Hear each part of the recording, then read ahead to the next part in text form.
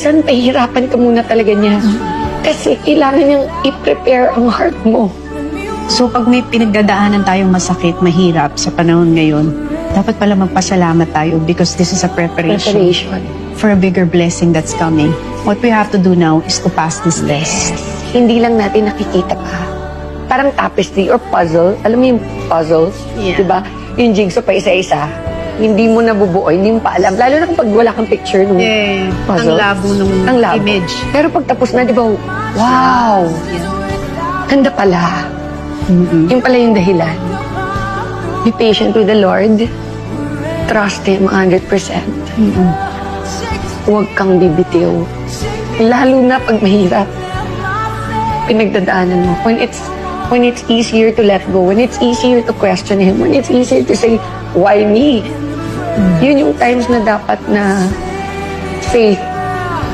Di ba yung verse? Faith is being sure of what you hope for and certain of what you do not see. Kaya nga yung testing of the faith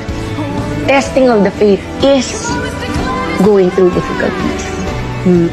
And now it's your testimony. That's right. Yung test, naging testimony. Yeah.